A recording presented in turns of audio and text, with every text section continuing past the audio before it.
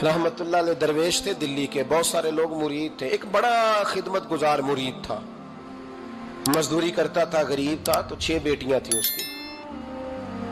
हजरत साहब के पास रोज आके कहता, हुजूर बच्चियों के लिए दुआ करें, अल्लाह कोई असबाब पैदा कर दे। एक बच्ची की शादी का खर्चा 1000 दिनार है और मैं गरीब हूं। हजरत साहब दुआ कर देते। खानका शरीफ के थोड़े ही फासले पर, हजरत जहां बैठ के मुरीदों की तरबियत करते थे, उससे थोड़ा ही फासले पर ना एक ईसाई रहता था, बड़ा मालदार था, बड़ी सारे ऊंट, गायें, भेड़, बकरियां रखी हुई थी और हजरत शरफुद्दीन रहमतुल्लाह अलैह की बड़ी मुखालफत करता था। और ये जो आपका गरीब मुरीद था, ये उसका पड़ोसी था। एक दिन बुला के ना उनको कहने लगा कि तू किधर जाके जो है वो टकरे मार रहा है, वहां से कुछ नहीं मिलने वाला।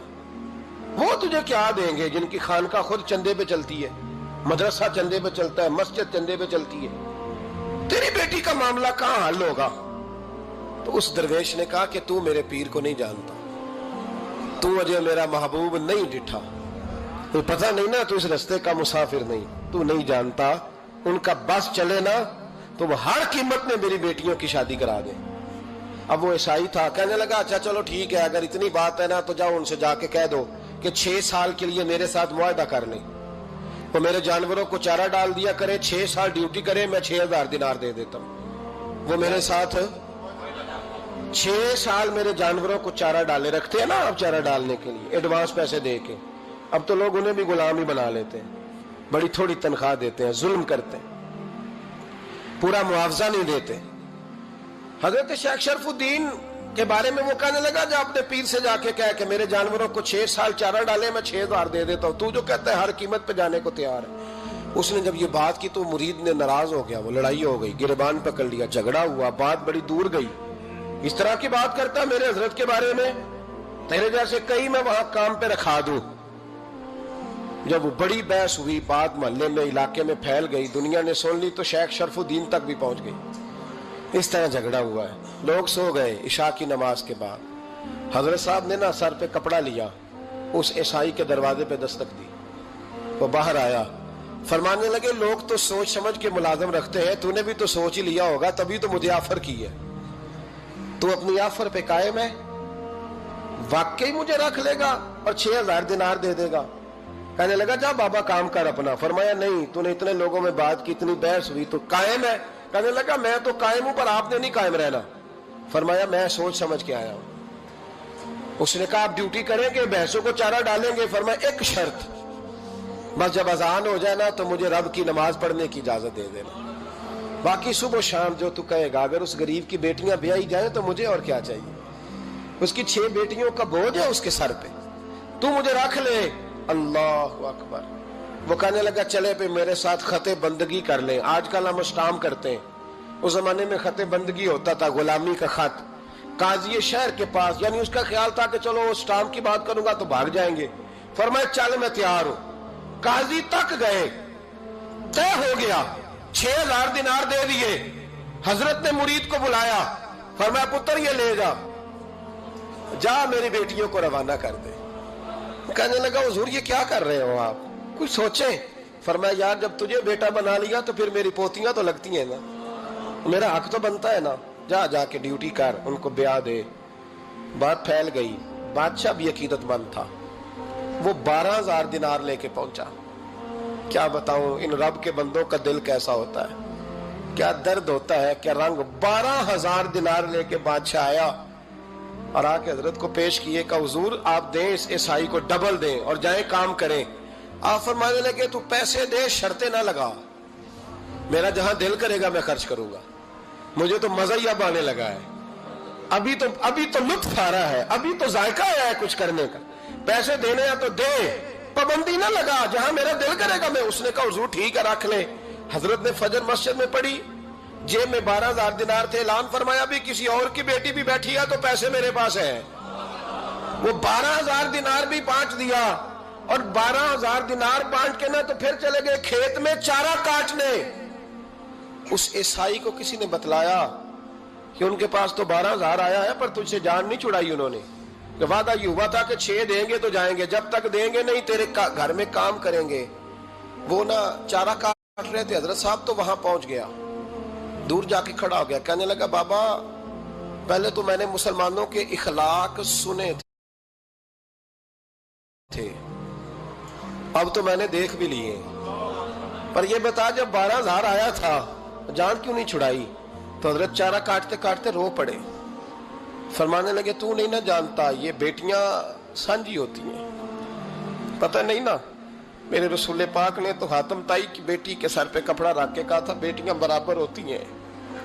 تو یہ نہیں پتا جب اس کی 6 بیٹیوں کی شادی ہوئی ہے میرے اندر روحانیت کتنی بڑی ہے. فرمایا پھر 12,000 آیا ہے تو 2-4 بچیاں پھر گئی ہیں. تو یہ نہیں پتا میں اندر سے راضی کتنا ہوں، میں تیری نوکری کرتا رہوں گا، پتہ نہیں اللہ کتنی بیٹیوں کو بیاہ دے گا. اتنا رویا وہ عیسائی کے پیروں میں بیٹھ گیا، کہنے لگا بابا میں نے تیری مخالفت کی ہے پر تیرے قریب آ کے پتہ چلا ہے کہ تو بہت اونچے اخلاق کا مالک ہے، اور اگر تیرا یہ مقام ہے تو تجھے اخلاق سکھانے والے محمد عربی کی شان کتنی ہوگی. ظالم کی بولیے جاتے نہیں لوگ جھوٹے گواہ بن کے. وکیل صاحب کو نہیں پتا ہوتا کہ یہ بندہ مجرم ہے جو میرے پاس آیا؟ کیا مجرموں کے وکیل نہیں ہوتے؟ بولے تو اس کو پتہ نہیں ہوتا وکیل صاحب کو کہ یہ صاحب مجرم ہے، میرے پاس مقدمہ لے کے آئے. اور اگر بے ادبی نہ ہو جائے تو میرا خیال ہے قاضی عدالت کو بھی پتہ ہوتا ہے کہ مجرم کون ہے اور مظلوم. میرے نبی پاک صلی اللہ علیہ وسلم نے اس قدر زیادہ سختی فرمائی اس مسئلے میں. فرمایا جس کو پتا تھا کہ فلاں آدمی ظالم ہے، ظلم کر رہا، پھر وہ ظالم کا گواہ بنا یا اس نے ظالم کی مدد کی، کتنی کی؟ شارحین لکھتے ہیں چاہے اس نے ایک جملہ بول کے کی، چاہے ایک، سارے بولیے، چاہے ایک غریب کو اس نے ظلم کیا تو کہتے ہیں علاج یہ سی، چاہے ایک جملہ بول کے کی. شارحین اس حدیث کی شرح میں لکھتے ہیں ایک جملہ بول کے چاہے مدد کی. جس بندے نے کسی ظالم کی مدد کی کسی مقدمے میں یا کسی صورت میں اور اسے پتا تھا یہ ظالم ہے، میرے نبی پاک صلی اللہ تعالی علیہ وسلم فرماتے ہیں اگر اس نے مدد کی، ابھی ظالم کی بات نہیں ہو رہی، ظالم کے مددگار کی بات ہو رہی، اگر کسی نے ظالم کی مدد کی تو حضور فرماتے ہیں خدا بھی اس سے بری و ذمہ ہے، رسول بھی اس سے بری و ذمہ ہے. سنبھال کے رکھے اپنی نمازیں، قربانیاں، حج، زکوٰۃ سنبھال کے رکھے. اگر ظالموں کا مددگار ہے، الیکشن آ لینے دے، آپ کو نظر آ جائے گا کون کون ظالموں کا مددگار ہے، نظر آ جائے گا. اپنی جیب سے لوگ پیسے دے کے ظالموں کی مدد کریں گے، ان کے فلیکس چھپوائیں گے، بورڈ لگوائیں گے، جیبوں سے پیسے دے کے.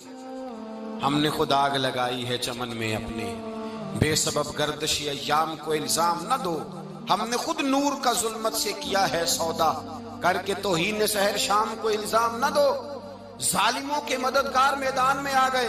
یہ چھوٹا لفظ نہیں، میرے حبیب پاک صلی اللہ علیہ وسلم نے فرمایا جو ظالم کا مددگار ہے سن لے جو سجن کے ساتھ کچہری جاتا ہے، وہ یاد رکھے جو دوست کا گواہ بنتا ہے، وہ یاد رکھے جو کہتا ہے میں مانگی گیا تھا، مجھے بلایا گیا تھا قبضہ چھڑانے کے لیے کسی غریب بیوہ کی جائیداد پہ، کب وہ سن لے تو مدد کر کے نہیں آیا، تو خدا کے ذمے سے نکل گیا. رسول پاک نے فرمایا تیرا میرا تعلق ختم ہو گیا، تو ظالم کا مددگار ہو گیا. پھر تو کہتا میں بے چین ہوں، میں بے قرار ہوں، میں آزمائش کا شکار ہوں. پلٹ کے دیکھ تو صحیح تیرا گناہ کتنا بڑا ہے. میرے نبی پاک صلی اللہ علیہ وسلم کا ایک اور فرمان سن لیں، ابن ماجہ ابو داؤد میں موجود ہے. اس حدیث کو آپ نے یاد کر لینا ہے. کر لیں گے انشاءاللہ؟ سارے کہیے انشاءاللہ کر لیں گے یاد. حضور صلی اللہ علیہ وسلم نے فرمایا اگر تو ظالم کی مدد کرے گا نا، یہ لفظ دل کی تختی پہ لکھ لینا، یہ مکافات عمل ہے، مکافات عمل دنیا، ادھر کرو گے تو ادھر بھرو گے. فرمایا اگر تو کسی ظالم کی مدد کرے گا، سن لے حضور کا فرمان ہے، اگر تو ابن ماجہ ابو داؤد سیاہ میں موجود ہے، فرمایا اگر تو کسی ظالم کی مدد کرے گا تو رب تعالیٰ مرنے سے پہلے پہلے تیرے اوپر بھی ظالم کو مسلط کر دے گا. تیرے اوپر بھی ایک دفعہ ظلم ضرور ہوگا اگر تو ظالم کی، وہ کسی صورت میں بھی ہو سکتا ہے، کسی صورت میں بھی تیرا بیٹا ہی اٹھ کے ظلم کر دے گا، تو الجھ جائے گا، کسی نہ کسی جگہ تیرے لیے تباہی کا سامان ہوگا، تیرے اوپر ظلم ہوگا، اس لیے کہ تو ظالموں کا مددگار ہے. چاہیے یہ تھا کہ تو مظلوم کی مدد کرتا، انسانی ایمانی یقین کا فریضہ سر انجام دیتا، تو ظالموں کا مددگار ہو گیا. ٹٹول کے دیکھ لیں، رزلٹ نکال کے دیکھ لیں، ہمارے زمانے میں ظالموں کے مددگار زیادہ ہیں. اتنی لمبی زبانیں نکال کے ظالموں کی مدد کرتے ہیں. بڑے بڑے کالم نویس اللہ نے انہیں قدرت دی لکھنے کی، تو اپنا قلم ظالموں کی مدد میں خرچ کرتے ہیں۔ وہ لوگ جن کو اللہ تبارک و تعالیٰ نے قدرت دی، ہمت دی، طاقت دی، کچھ لوگ ان کے حلقہ احباب میں، وہ اپنے لوگوں کو استعمال کر کے ظالموں کی مدد کرتے ہیں، ظالموں کی مدد کرتے ہیں۔ میرے نبی کریم سید عالم نور مجسم صلی اللہ علیہ وسلم نے فرمایا، اگر تو نے ظالم کی مدد کی تو جب تک تو توبہ نہیں کرے گا رب تجھ سے ناراض ہی رہے گا۔ اللہ تجھ سے، او بھائی جس سے رب بھی ناراض ہو گیا، نہ کھانا نہ پینا نہ سونا نہ جاگنا نہ نیند، پھر تیری ہر چیز تیرے لیے آزمائش ہو جائے گی، پھر تیرا سایہ بھی تیرے لیے خوف کا سامان بنے گا، پھر زندگی جیتی جاگتی لاش بن جائے گی، تو اپنے کندھوں پر اپنی میت اٹھائے پھرے گا جب تو ظالم کا مددگار ہوگا۔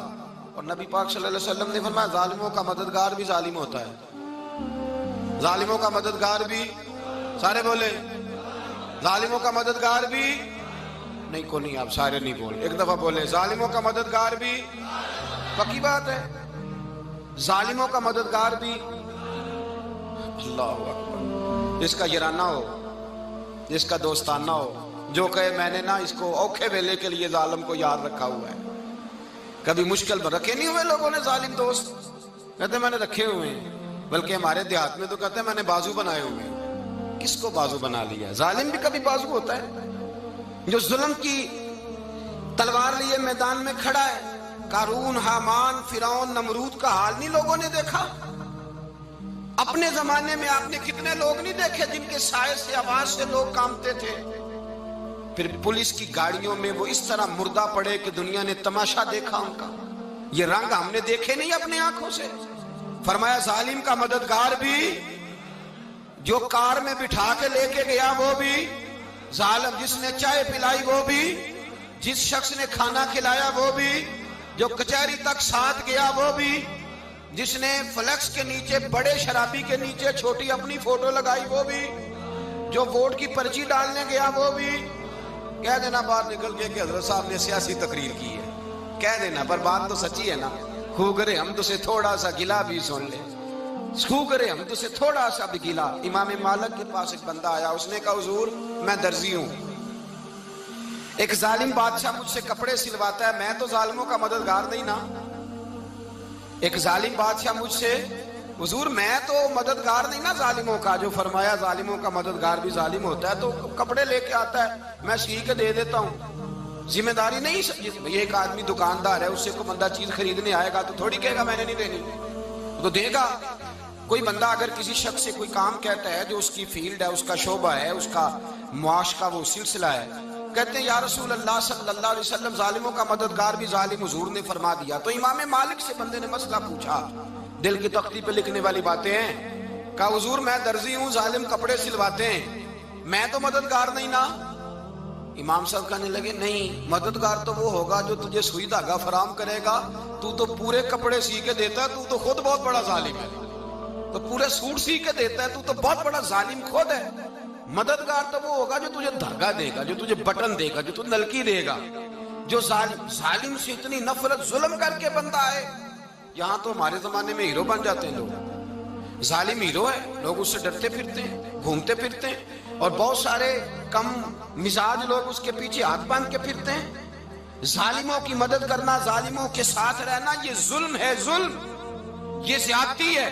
میرے نبی پاک صلی اللہ تعالی علیہ وآلہ وسلم نے ارشاد فرمایا، یاد رکھو رب فرماتا ہے میں مظلوم کی مدد ضرور کروں گا، چاہے جلدی کروں چاہے دیر سے کروں، میں مظلوم کی مدد۔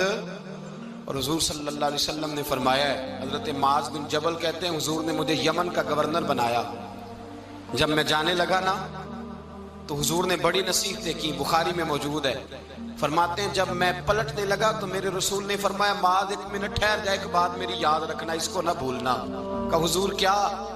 فرمایا دیکھنا کسی پہ ظلم نہ کر بیٹھنا، کہیں تجھ سے زیادتی نہ ہو جائے۔